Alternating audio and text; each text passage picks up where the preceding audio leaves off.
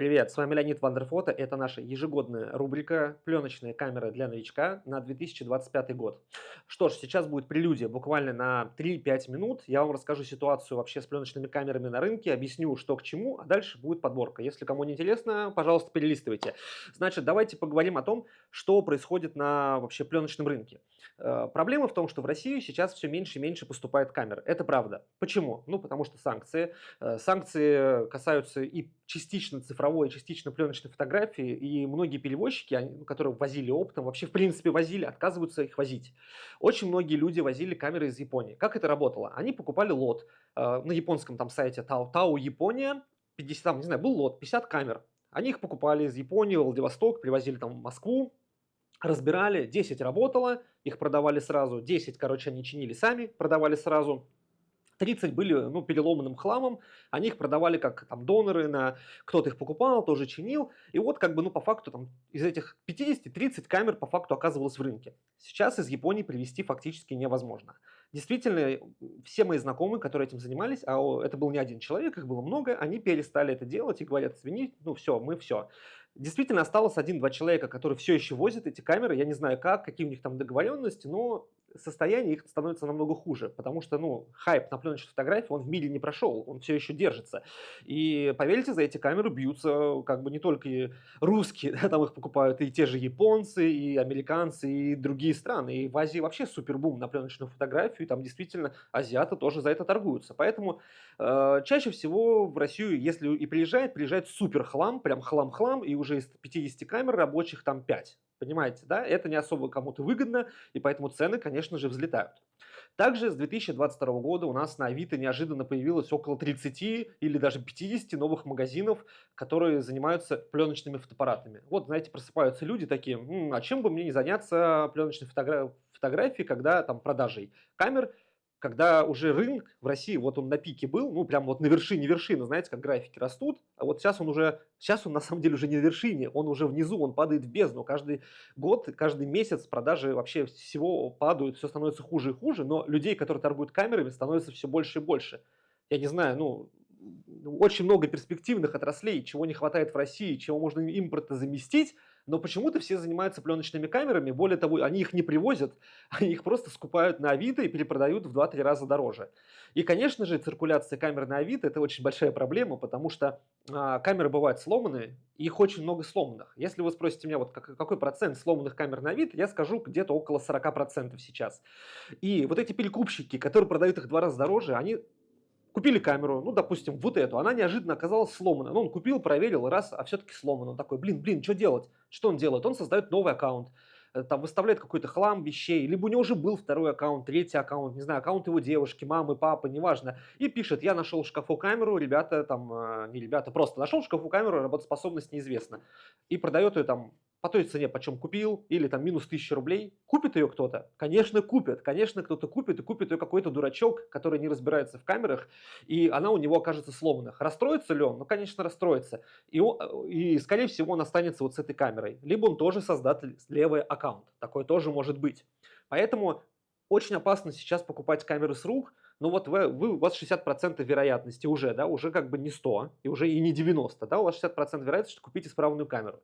Но все-таки не забывайте, что продавцы на Авито не несут никакой ответственности, и по факту это просто чуваки, которые типа: я решил заниматься камерами.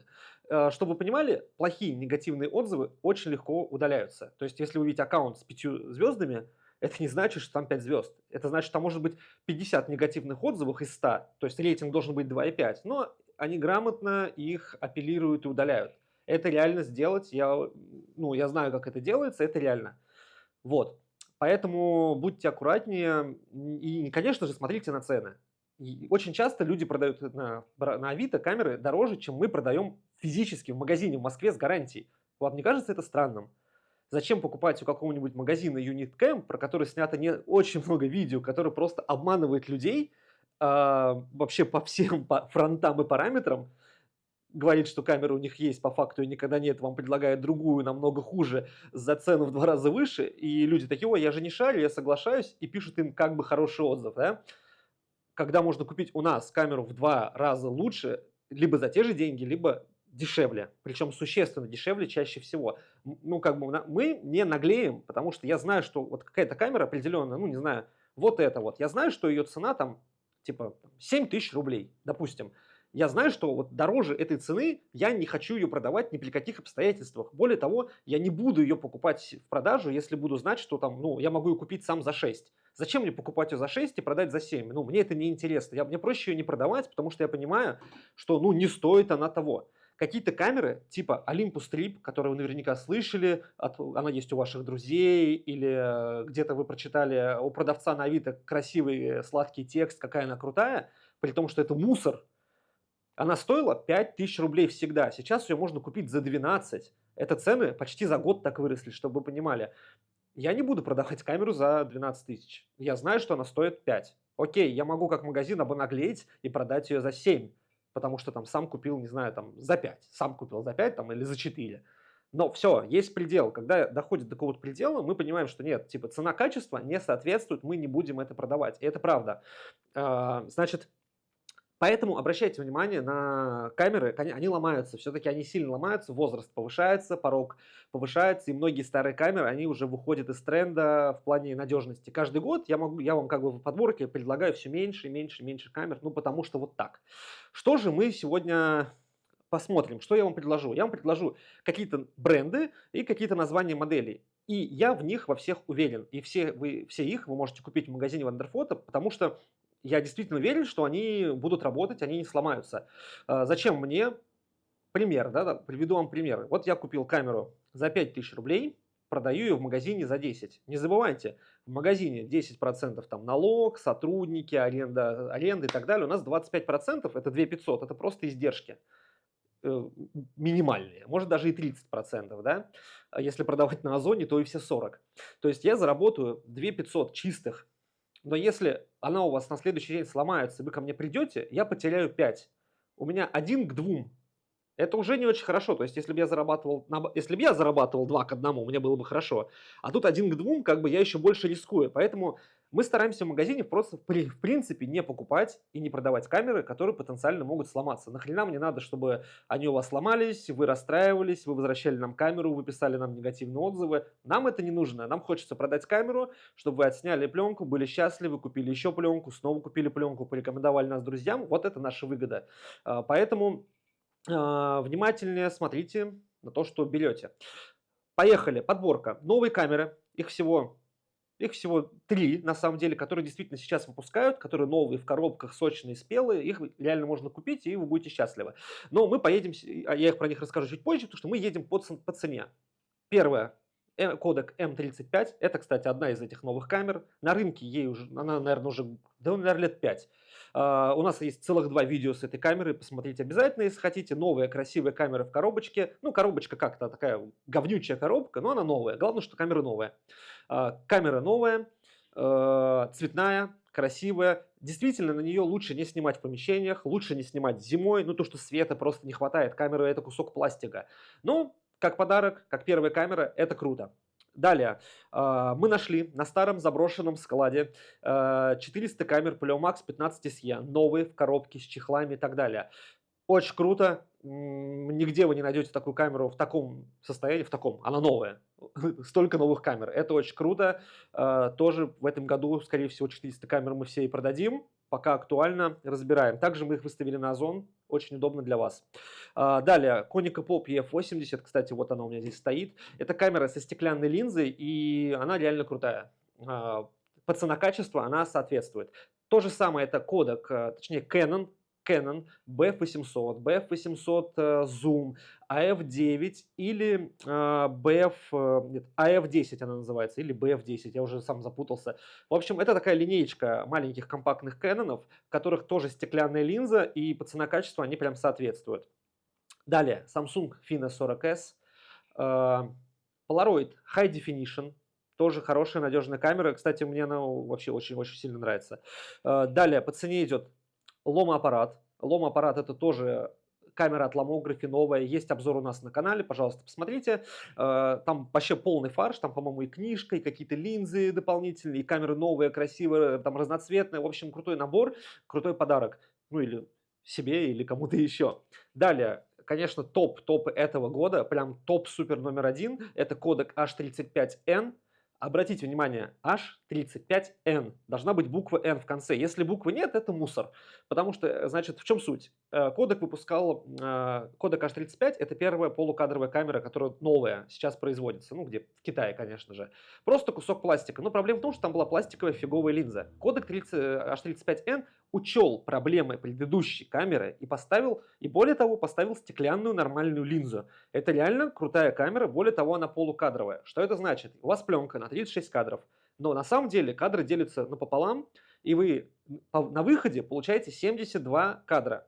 Если вы как новичок снимаете, и вы не печатаете огромные плакаты, вы не заметите разницы в качестве. Также можно делать классные коллажи. То есть там дерево-дерево, там лицо-лицо, человек-небо, и попросить в лаборатории, когда вы будете сканировать, отсканировать вам коллажами. Также можно попросить отсканировать по отдельности, но надо это уточнять в каждой фотолаборатории. Не все так могут, надо уточнять и обязательно делать акцент на этом. То есть, по факту, один раз покупая камеру чуть дороже, вы потом экономите постоянно, потому что получаете в 2 раза больше снимков. Постоянно. Это очень круто. Но обратите внимание на буковку N в конце. Очень многие продавцы пытаются обмануть и говорят, что это то же самое, или потому что эта камера обычная H35 стоит там типа, не знаю, 6, 7, 8 тысяч рублей. А H35N стоит где-то там 12, 13, 14, условно. И они говорят, да нет, это дешевле, то же самое, что ты там очкуешь, да? Нет. Эта камера совершенно другая. Очень важно, чтобы была буква N. Это совершенно другой фотоаппарат с совершенно другим качеством фотографий. Поверьте мне, ну, снимать через пластик или через стекло. Подумайте сами, что лучше. Почему все камеры в мире стеклянные? Странно, да? Вот, поэтому обратите внимание на букву N, это важно. Дальше у нас есть вот такая вот камера Olympus AF1. Это аналог Olympus Mu 2, он постарше, но он надежный. Это реально надежная камера, ну как танк просто, реально надежный. И более того, диафрагма 2.8. 2.8 это чуть ли не топ-1 по минимальной диафрагме в мыльницах в мире. Камер на самом деле не очень много осталось вообще в принципе в рынке. Ну, потому что их раскупили. Не потому что они сломались, потому что их раскупили. Поэтому рекомендую, если вы хотите супер-пупер крутую камеру, Olympus Mu 2, который на хайпе уже последние там лет 5, стоит в районе 35-45 тысяч. Рабочий. Если стоит она дешевле, чем там 35-40 тысяч, скорее всего, есть нюанс, там что-то светит, что-то там оторвано и так далее. Продавец, скорее всего, вас пытается немного на Е. Поэтому будьте аккуратнее. Значит, переходим, наверное, к более крутым камерам. Что у нас более крутое? Это для новичка, конечно же, для новичка. Это автофокусные камеры. Canon автофокусный, Nikon автофокусный. Это реально надежные камеры. Их на рынке достаточно. Вы можете менять объективы. Ну, камеры, понятно, что побольше по размерам, но они реально работают и надежные. Честно сказать, на них в последнее время очень сильно взлетела цена. Очень сильно, то есть где-то раза в 3, чтобы вы понимали. Поэтому сейчас дешевле там 1015 комплект купить тяжело. Нормальный комплект камеры с объективом. Обычно сейчас уже там под 20-ку улетело. Хотя раньше можно было до 10 спокойно уложиться. Вот, поэтому здесь надо смотреть, и надо смотреть на состояние камеры. Очень часто вы можете купить камеру, поставить объектив, и камера будет выдавать ошибку. Особенно Canon так любит делать. И надо смотреть на модели. Не все модели сейчас уже стали надежными. Поэтому мы стараемся тоже покупать, вот, например, в магазине и продавать только точечно какие-то определенные модели. Не все подряд. То же самое касается Nikon, значит, Nikon, Canon. Другие бренды не рассматривайте, там лучше не надо. Что еще? Механические камеры. Механические камеры это Olympus, Olympus-OM. Реально, камеры очень старые, но реально им очень много лет, но до сих пор на плаву, до сих пор все круто. Но действительно, сейчас надежные камеры долетели до 30 тысяч, 30, 35, 40. Примерная вот стоимость их. Не знаю почему, но Олимпусы, вот они и стекла у них лучше, и они как-то надежнее, чем Никоны и Кэноны. Кэноны механические, все, они трупы, там вообще нет смысла даже лезть. Никоны можно залезть, можно посмотреть, но там какие-нибудь Nikon FM2 будут стоить 50 и выше. Вот в чем проблема. И на Nikon дороже оптика. Что у нас еще с вами остается из пленочных механических камер? Это no-name камеры. Каждый год в каждой подборке я про них говорю. Что это значит? Вы знаете бренд Canon, Nikon, да, там Pentax, а вот no-name бренды это Cassina, Carenas, Ligor, Vivitar, вот что-то такое, про которое вы никогда в жизни не слышали. Вот они в топе. Это одни из моих любимых камер. Чаще всего это камеры, сделанные в конце 80-х, начале 90-х, поэтому они не успели так сильно состариться. Чаще всего у них корпуса из пластмассы. Да, вы уже не чувствуете вот этот металл в руке, но потому что они пластмассовые, они легче. У них почти всегда, кстати, рабочие экспонометры, что очень, ну, в наше время вообще редкость. Вот. И там большие выдержки, много выдержек. То есть там обычно 2000 даже есть. Это очень круто. То есть и камеры стоят, ну, подешевле, то есть до там, 25 тысяч чаще всего. Вот. У нас в магазине, наверное, штук 10 сейчас в ассортименте прям есть. Это очень круто. Надо прям писать в магазин или приходить и говорить, там, что есть, давайте посмотрим. Все есть на витрине, все можно потрогать. И что у нас осталось? Средний формат. Если вы новичок, но все-таки хотите что-то такое, ого-го, тяжелое и мощное, здесь я вам скажу так. Вы говорите, я новичок, я хочу какую-то дешевую камеру, там, я знаю, что вот есть камера, там, не знаю, любитель, средний формат, но он стоит, там, не знаю, 5000 рублей. Но вы понимаете, что это на самом деле нерекомендуемая камера. Еще очень многие постоянно хотят купить почему-то какой-нибудь Kiev 88 или Kiev 6S. Вы можете купить такую камеру за 10 тысяч рублей, но в ремонт вы вложите еще 20 минимум. Вы будете ждать полгода, и еще не факт, что вам это починят. То есть все, что связано с фототехникой СССР, все мертво.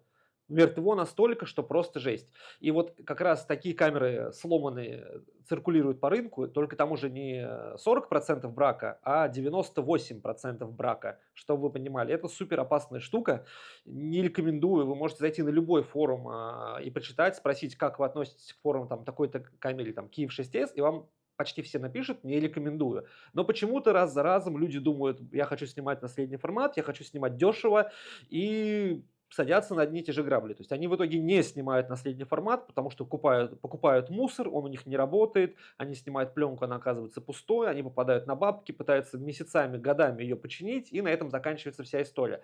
В общем, ребята, если вы хотите начать снимать на средний формат, ну, извините, здесь минимальный вход сейчас, минимальный вход, это 70 тысяч рублей. Дешевле вы не войдете в эту игру. Но вот, к сожалению, так. То есть средний формат – это такая вещь, которая отсекает всех отсекает, короче, всех, кто несерьезно к ней как бы относится к этой теме. Эти камеры ликвидны. То есть, если вы купили камеру среднеформатную за 70 тысяч рублей, вы ее сможете продать либо за эти же деньги, либо там, не знаю, на 10 тысяч дешевле. То есть вы не сильно много потеряете. Это не как цифровик, да, ты купил, через год он стоит там минус 50%. Здесь все стабильно. Обычно даже цены растут. И, кстати, последний какой-то период был, что цены оставались на месте, не росли. Сейчас снова пошел небольшой, но рост на средний формат. Вот. Эти камеры, ну, как бы они и надежные, и они чинятся. В этом суть среднего формата. Там, знаете, там большие детали, они железные, там все понятно, и реально люди их чинят. Ну, конечно же, не все, кроме советской техники. Вот. Здесь, на самом деле, три варианта, которые я вам рекомендую. Это Mamiya RB или RZ, ну, как один вариант мы их засчитаем. Большие вот такие жирнющие тяжелые камеры, но это танки. Это реально камеры на века. Это броника, обычно это броника GS1, прям хорошая, крутая, надежная камера. И это Hasselblad. Ну, Hasselblad это уже 200 тысяч, скорее всего, обычно 200 плюс. Здесь как бы все плохо в этом плане, но это камера, которая всегда стоила денег. Это камера, которая известна во всем мире, и вы ее всегда везде можете, если что, продать. Разве это не круто? Ну, как бы, это как инвестиция в себя на многие годы вперед. Если она сломалась, ее всегда починят. Ну, поэтому она и стоит 200 штук. И фотки там, ну, соответствуют, конечно же. Вот такая вот подборка. Что сказать? Удачи вам в 2025 году. Ставьте лайки, подписывайтесь на канал, пишите любой комментарий в поддержку канала, чтобы эта рубрика из года в год продолжала свое существование. Приходите в Андерфото. В магазине работают очень крутые ребята, которые вас проконсультируют, которые помогут вам выбрать камеру. Вы можете все камеры потрогать, пощупать, посмотреть. Конечно же, вы можете всегда написать нам в Instagram, на WhatsApp. Вас проконсультируют, помогут в Telegram. У нас есть Telegram-чат, Telegram-канал. Ну, две немножко отдельные, да, вещи. Вы можете писать комментарии с вопросами здесь, на YouTube. То есть у нас есть миллиард способов с нами связаться и вам помочь, в отличие от наших конкурентов. Ну, не мог не сказать. С вами был Леонид. Увидимся в этой рубрике в 2026 году. Пока! Не забудь подписаться на наш телеграм-канал. Там очень много интересной и, конечно же, актуальной информации про мир аналоговой фотографии, акции и скидки от нашего магазина Wonderphoto. Конечно же, мы делимся фотографиями наших подписчиков, а также там вы найдете ссылку на наш пленочный чат Wonderphoto, где вы можете задать различные вопросы, пообщаться с коллегами и поделиться фотографиями.